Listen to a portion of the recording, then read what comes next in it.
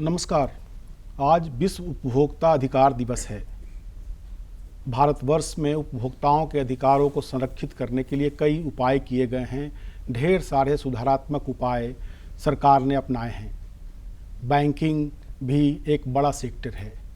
आज हमारे साथ बातचीत के लिए झारखंड के बैंकिंग लोकपाल रंजीव शंकर जी मौजूद हैं। हम इनसे बातचीत करेंगे कि किस प्रकार से बैंकिंग सेक्टर के उपभोक्ताओं की विभिन्न प्रकार की समस्याओं को वे सुलझाने की दिशा में, समाधान करने की दिशा में वे पहल करते हैं।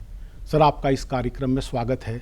सबसे पहले तो ये बताएं कि बैंकिंग लोकपाल जो है ये किस दायरे में काम करता है और किस प्रकार से उपभोक्ताओं को सारी सहूलियत उपलब्ध कराता है। नमस्कार।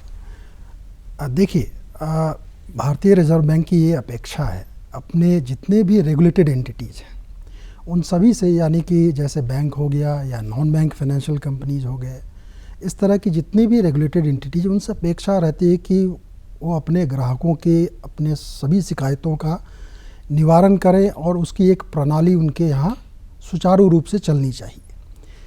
फिर भी अगर उसमें कोई कमी रह जाती है तो भारतीय रिजर्व बैंक ने एक अल्टरनेटिव ग्रीवांस रिड्रेशल मैकेनिज्म बनाया है, यानी वैकल्पिक व्यवस्था बनाई है जिससे ग्राहकों को ऐसी सुविधा उपलब्ध हो कि वह ओम्बड्समैन के पास अप्रोच कर पाएँ। अपनी किसी भी सेवा में कमी अगर उन्हें महसूस होती है या ऐसी कोई भी समस्या उन्हें आती है जिसका वो निवारण चाहते हैं और वो रेगुलेटेड एंटिटी उनको नहीं दे पा रहा है या उससे वो असंतुष्ट रह जाते हैं, तो यहाँ ओम्बड्समैन का रोल बहुत इम्पॉर्टेंट हो जाता है।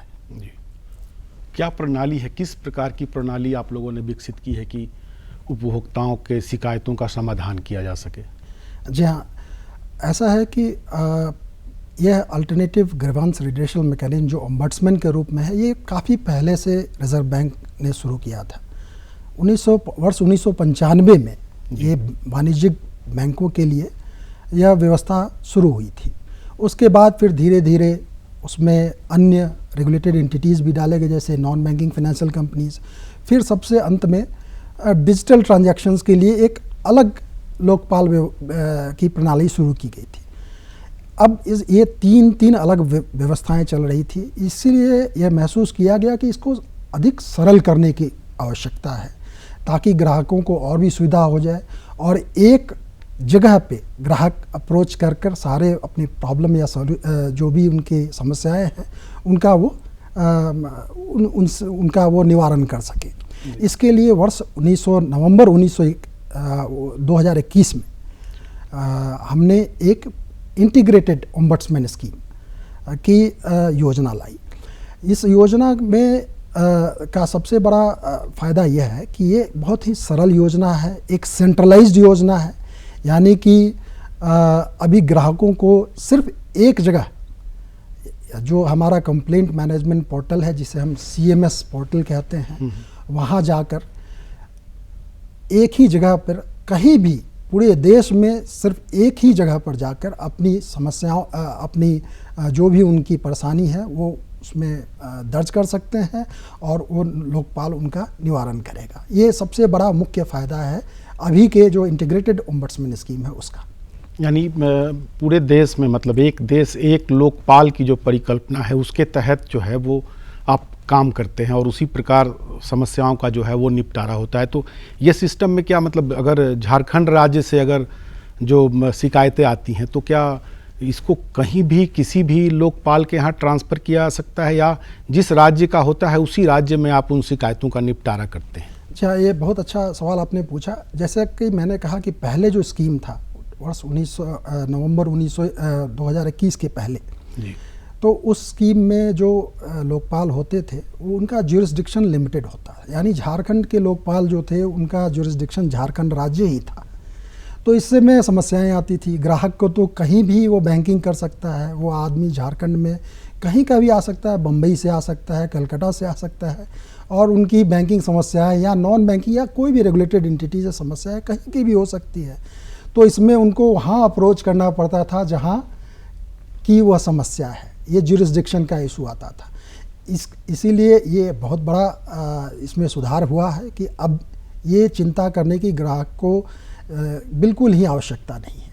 अब हमारे यहाँ उन्हें एक सेंट्रलाइज्ड जो CMS पोर्टल है उसमें या तो वो ईमेल के द्वारा या CMS पोर्टल में ऑनलाइन या तो फिर वो भौतिक रूप से भी पत्र लिखकर, ये बिल्कुल एक ही जगह पर उनको ये सुविधा उपलब्ध है कि कहीं का भी, पूरे देश में कहीं का भी कोई भी समस्या हो, जो रिजर्व बैंक के रेगुलेटेड एंटिटीज़ हैं उनको रिजर्व बैंक को अप्रोच करें, लोकपाल को अप्रोच करें, अपनी समस्याएं बताएं, जिनका लोकपाल जरूर निवारण करेगा।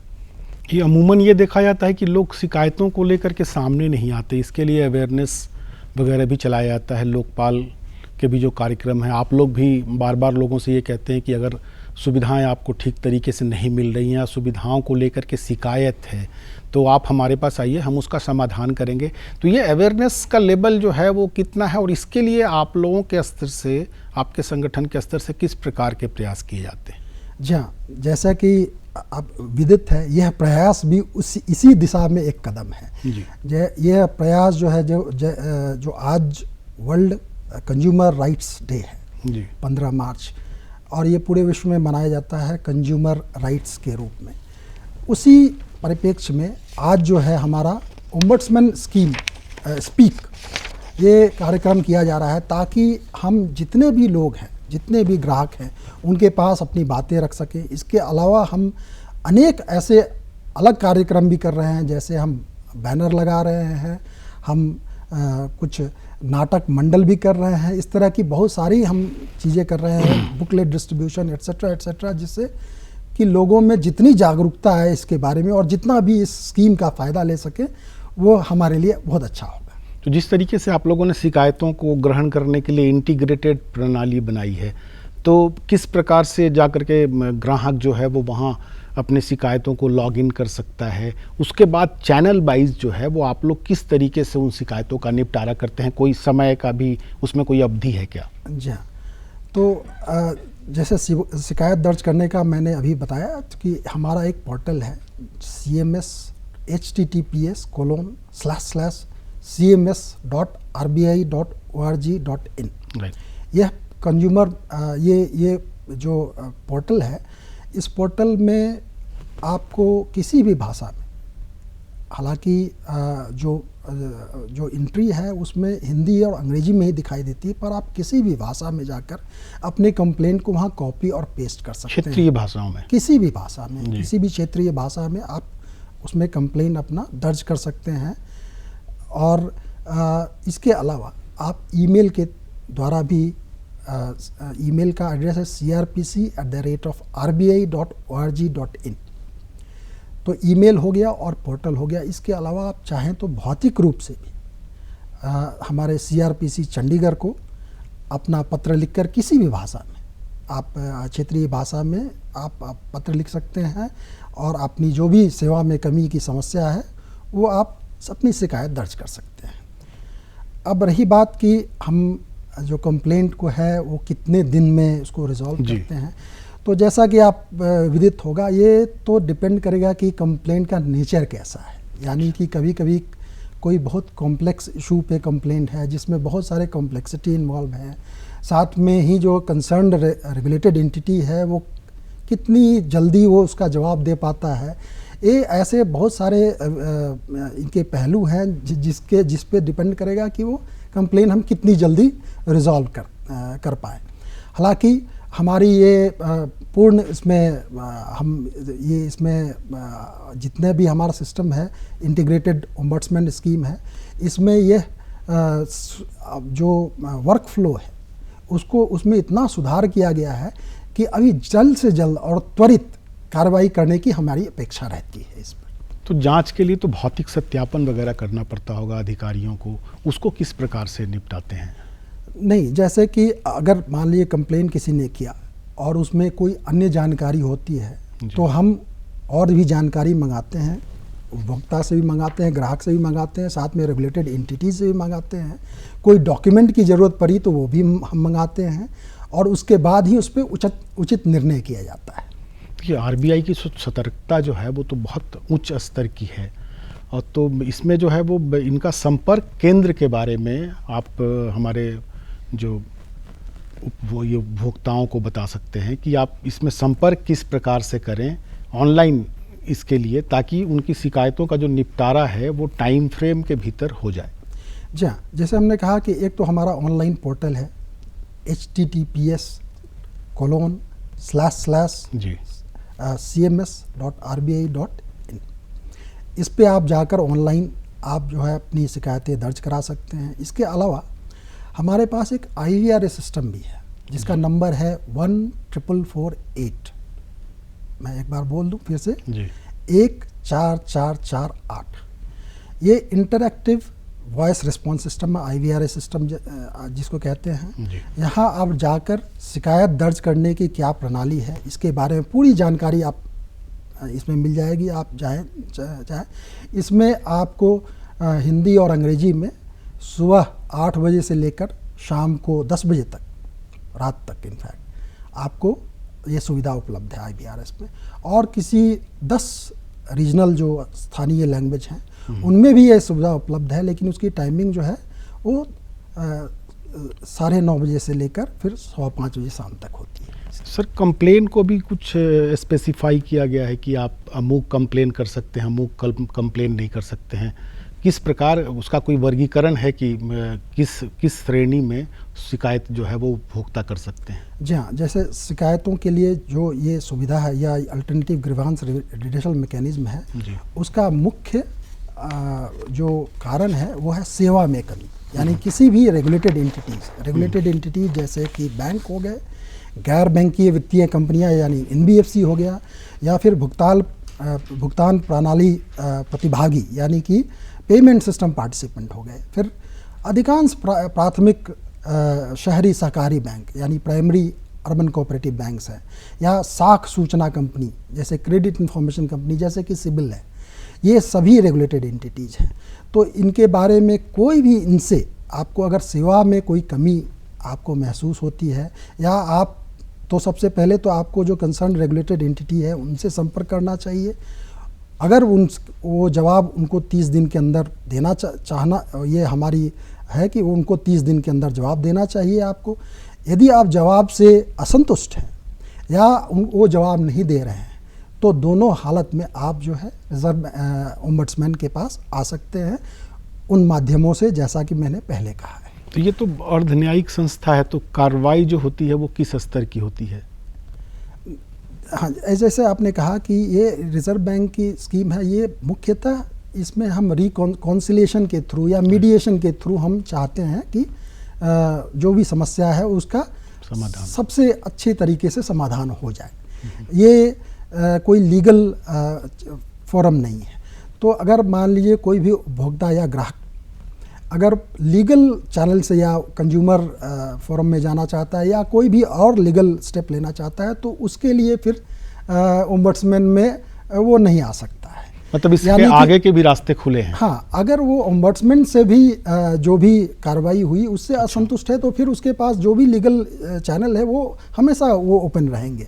कोई ओम्बड्समैन में आने से कोई चैनल जो है वो बंद नहीं हो जाता है। अच्छा। लेकिन ये एक मीडिएशन के थ्रू कॉन्सलेशन थ्रू आपसी समझदारी से जितनी त्वरित तरीके से कितना जल्दी हम जो ग्राहक है उसको रिलीफ दे सकते हैं, उसके लिए ये स्कीम बनाया गया है। किस प्रकार की शिकायतें अमूमन सामान्य तौर पे अधिक मिलती हैं आप लोगों को? जी हाँ, जैसे शिकायतों के तो विभिन्न प्रकार होते हैं। जैसे बैंक अगर हम ले लें तो उसमें मुख्य तरह काम लोन देना होता है या डिपॉजिट लेना होता है, तो लोन से संबंधित, डिपॉजिट से संबंधित तो अनेक कंप्लेन आती ही हैं। और साथ में आजकल आपको पता ही जैसे डिजिटल जो हमारा पेमेंट सिस्टम है उसके भी अनेक तरह के कंप्लेन जो हैं उनमें कई तरह की समस्याएं आती हैं। कभी कोई लापरवाही से या किसी भी कारण से कोई फ्रॉड का भी शिकार हो जाता है। तो इस तरह की कई कंप्लेंट जो है, सभी तरह के कंप्लेंट हमारे पास आते हैं। अगर कोई व्यक्ति सक्षम नहीं है खुद जो है वो शिकायत करने के लिए, उसके पास कोई विकल्प बचता है?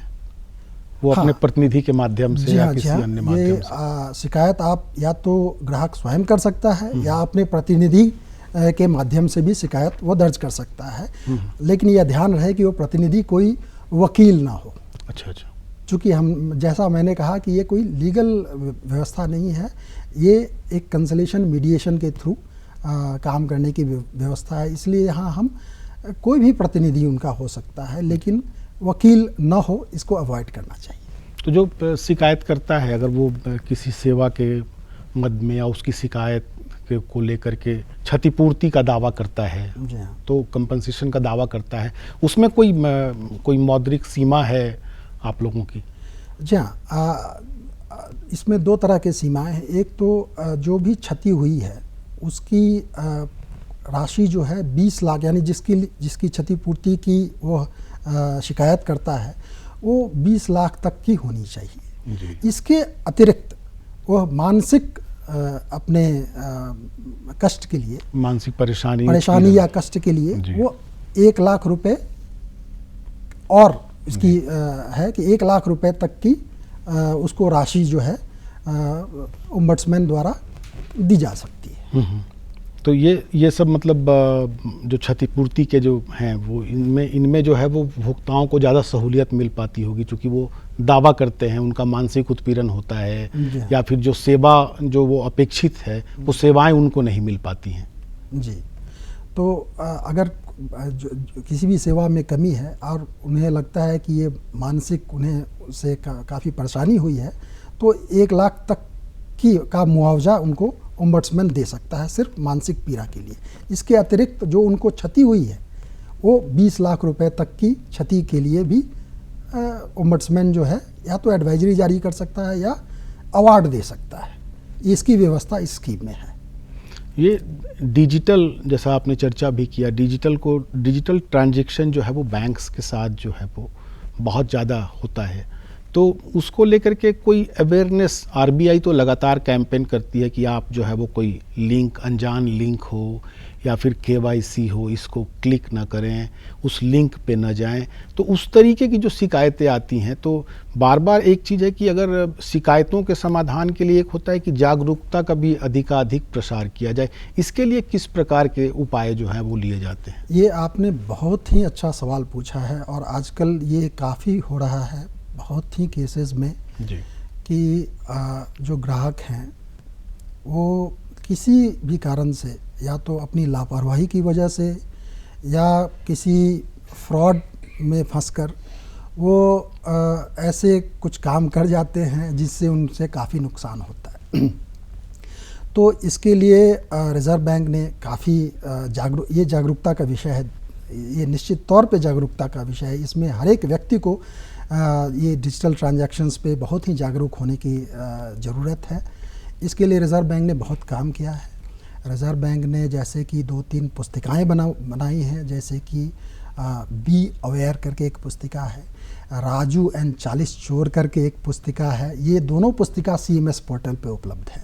इसके अलावा हमारे वेबसाइट पे भी ये उपलब्ध है। इसके अलावा जैसे हम कई कैंपेन करते रहते हैं, जैसे आपने सुना होगा RBI कहता है, ऐसा कैंपेन हम करते हैं जिसमें क्या क्या सावधानियां बरतनी चाहिए, इन सब की हम टीवी पे या विभिन्न चैनल पे, पेपर में, टीवी पे या इवन पुस्तिका डिस्ट्रीब्यूट करके हम तरह तरह के चैनल से हम हमेशा जागरूकता लाने की कोशिश करते रहते हैं। जी। तो अमूमन देखा जाता है ये डिजिटल फ्रॉड से इतर अगर बातचीत करें तो जो नॉन फिनांस कंपनियां हैं, या बहुत कम समय में, बहुत कम अवधि में, बहुत कम निवेश में बहुत ज़्यादा लाभांश देने की जो बात करती है, देखा जाता है कि जो छोटे छोटे जो रेकरिंग डिपॉजिट्स करते हैं वो उस लालच में फंस जाते हैं। जो सेबी का कोई गाइडलाइन वो नहीं मानता है, वो अमूमन सेबी से रजिस्टर्ड भी नहीं होता है। तो इस तरीके की शिकायतें जो हैं वो जब आती हैं, तो इसके लिए पहले से व्यापक जो है वो जागरूकता आई है, लेकिन इसको रोकने के लिए किस प्रकार से कार्रवाई की जा सकती है? देखिए, ये जो आपने कहा कि इसमें भी जैसे डिजिटल ट्रांजैक्शन, उसी तरह की जागरूकता की आवश्यकता यहाँ भी है।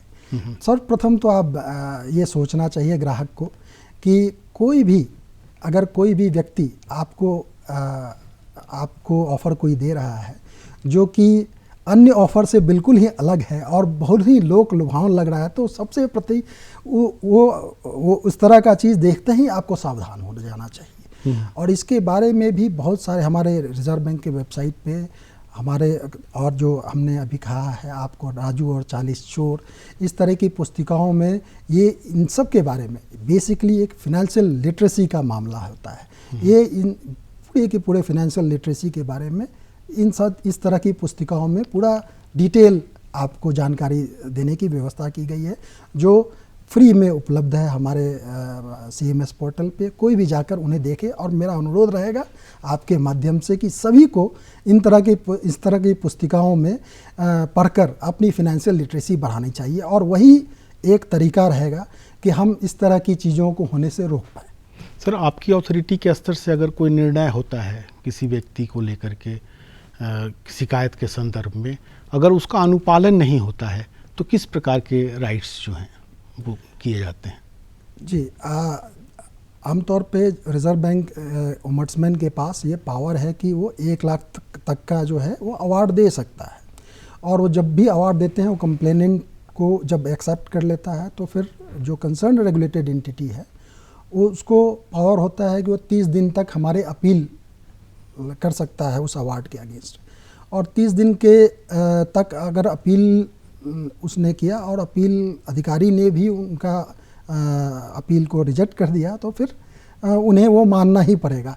तो ऐसी व्यवस्था हमारे ये स्कीम में है कि जो भी अवार्ड है वो आम तौर पर या ज़्यादातर, बहुत ही रेयर केसेस होंगे उसके अलावा छोड़कर, हमारे जो रेगुलेटेड एंटिटी है उसको वो पूरी तरह से उस पर कार्रवाई करते हैं। सर, मान लें कि अथॉरिटी के किसी निर्णय को लेकर असंतोष है शिकायतकर्ता में, उस स्तर में वो कहीं अपील कर सकता है? जी हाँ, जैसे मैंने कहा, जैसे रेगुलेटेड एंटिटी को अधिकार है अपील करने का, उसी तरह शिकायतकर्ता को भी अधिकार है कि ओम्बड्समैन का जो भी डिसीजन है वो डिसीजन के खिलाफ वो अपील कर सकता है। ये अपील अधिकारी जो है हमारे ही रिजर्व बैंक के एक वरिष्ठ अधिकारी जो एग्जीक्यूटिव डायरेक्टर हैं वो हैं। तो आप जब भी कोई शिकायत होता है उसमें एक सूचना दी जाती है, जो ओम्बड्समैन के द्वारा एक सूचना पत्र दी जाएगी जो ग्राहक है, उसमें उसी में लिखा रहेगा कि आपका जो ये है, आपका एक स्पीकिंग ऑर्डर भी रहता है जिसमें लिखा रहता है कि आपका इस कारण से यह डिसीजन लिया गया और यह जो डिसीजन है वो अपील के लायक है या नहीं है। कुछ मामलों में, 2-3 मामलों में जो क्लॉजेज हैं हमारे जिसमें अपील के लायक नहीं होता है, यानी उस पर ग्राहक जो है अपील नहीं कर सकता है। हमारे अपील अधिकारी यानी रिजर्व बैंक के जो एग्जीक्यूटिव डायरेक्टर हैं उनको अपील नहीं किया सकता है। बाकी ज़्यादातर केसेस में वो अपील करने के लायक होता है। यह सूचना उनको सूचना पत्र में ही लिखी रहेगी कि ये अपील कर सकते हैं, और अपील अधिकारी का एड्रेस और किस तरीके से अपील कर सकते हैं ये सारा डिटेल उसमें लिखा रहता है। कई बार जब हम ATM के जरिए राशियों का अंतरण करते हैं, ट्रांजैक्शन करते हैं, तो वो ट्रांजैक्शन सफल नहीं हो पाता है। इसमें किस प्रकार के दिशा निर्देश हैं बैंकों को कि वो रिवर्ट की जाए राशि अपने उपभोक्ताओं को? जी हाँ, इस बारे में वर्ष 2019 में रिजर्व बैंक का एक परिपत्र जारी हुआ है जी। उस परिपत्र में बहुत डिटेल में दिया हुआ है कि उसमें कितने दिन के अंदर जो भी रेगुलेटेड एंटिटी है उनको वो वापस करना होगा। अगर बैंकों की कोई लापरवाही है उसमें नहीं हो रही है तो फिर आप निश्चित या तो सबसे पहले आपको रेगुलेटेड एंटिटी के पास जाना चाहिए, और नहीं तो फिर उनसे भी आपको संतुष्टि नहीं मिलती है तो जैसा मैंने कहा आप ओम्बड्समैन के पास आ सकते हैं अपने ग्रीवांस रिड्रेसल के लिए। और ये RBI का कोई निर्देश है कि इलेक्ट्रॉनिक और डिजिटल माध्यम से अगर कोई धोखाधड़ी हो गई, मतलब ये चूँकि बार बार होता है, इससे संबंधित आपने 1-2 सवालों के जवाब भी दिए हैं जल्दी में, चूँकि समय जो है वो हमारे पास सीमित है, आप किस प्रकार का संदेश देना चाहेंगे उपभोक्ता अधिकार दिवस के मौके पर कि लोग जब सेवाओं को लेकर के जब उन्हें किसी प्रकार की समस्या आती है तो आपके पास वो आएँ और शिकायत करें? आप क्या संदेश देना चाहेंगे? हाँ, इस मामले शिकायत अगर कोई है तो ज़रूर आए, और पहले तो रेगुलेटेड एंटिटी के पास जाए, फिर नहीं उनसे अगर संतुष्ट हैं तो आप ओम्बड्समैन के पास भी आते हैं। ये तो शिकायत निवारण का एक पक्ष है, लेकिन उससे भी महत्वपूर्ण पक्ष है कि आपको सावधानी बहुत बरतनी पड़ेगी जो डिजिटल ट्रांजैक्शन है। जैसे कि मैं कुछ मुख्य बिंदुओं को बता देना चाहता हूँ। ये बहुत ज़रूरी है। जैसे कि अपना पिन है, या फिर क्रेडिट कार्ड का डिटेल्स है, या फिर ऑनलाइन का पासवर्ड है, या ऑनलाइन का आपका यूज़र आईडी है, या इस तरह की जितने भी आपको जो आपके पास ही जानकारी रहनी चाहिए वो कतई भी किसी को और किसी अन्य से आप शेयर न करें। ये जो है ये सिक्योर्ड क्रेडेंशियल्स होते हैं। ये सिक्योर्ड क्रेडेंशियल्स जो है ये आपकी जिम्मेदारी है कि इसको आप बिल्कुल ही अपने पास रखें। किसी भी हालत में आप किसी भी अन्य व्यक्ति को ये शेयर नहीं किया। आमतौर पे कोई भी रेगुलेटेड एंटिटी आपको ये शेयर करने के लिए कि नहीं कहेगा। अगर आपको किसी भी चैनल से कोई भी आपको शेयर करने के लिए कहता है तो आपको बहुत ही सावधान हो जाना चाहिए। यही एक इंडिकेशन रहेगा आपको सावधानी लेने का। आप तुरंत उसमें सावधान हो जाएं।